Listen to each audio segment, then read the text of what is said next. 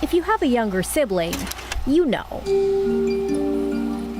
I think Kit always wanted to be really close to me, but being the older sibling, I was like, no, get away from me. At just 4 years old, Kit Mora was adopted into the same Yakima family as Charlotte grew.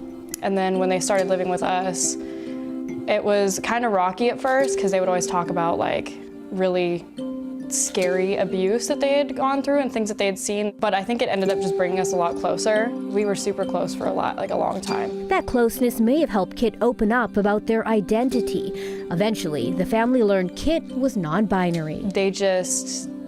They identified more with kind of being in the middle of the spectrum versus, you know, picking masculine or feminine, and it made them comfortable, it made them happy.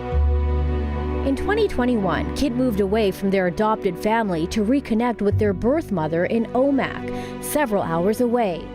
A few months later, Kit disappeared. We say it was November of 2021 because that's last social media presence, last time any of our family spoke to Kit.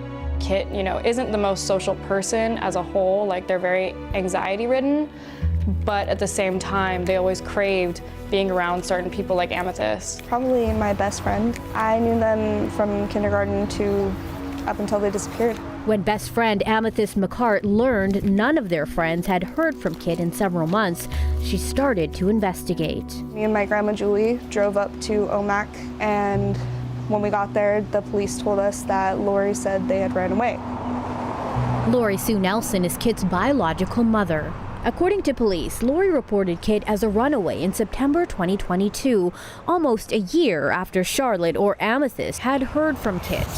We reached out to Lori several times for this story, but haven't heard back. If Kit were to have run away in any sense, they would have came back to Yakima and came back to the people that they know would support them, like their grandparents or their friends. Kit wouldn't even go to the store with their friend when they were, you know, staying the night at a friend's house without telling my mom. Like, somebody always knew where Kit was, so it's really out of character. While they try to remain optimistic, Kit's family knows as a non-binary Native teen, Kit faces some terrible risks. According to the FBI, hate crimes against transgender and gender non-conforming individuals have increased 587% between 2013 and 2019.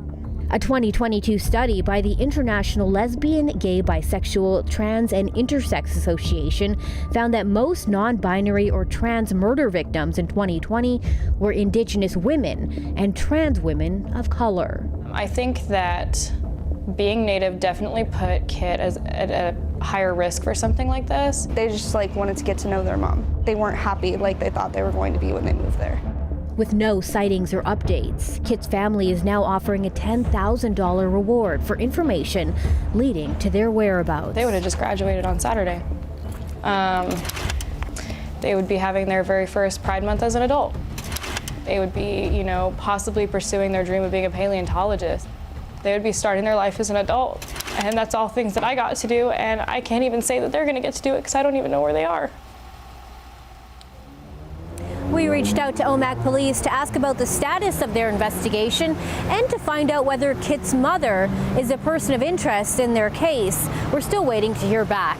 If you have any information about Kit's whereabouts, contact Omak police at 509-826-0383. For Facing Race, I'm PJ Randhawa.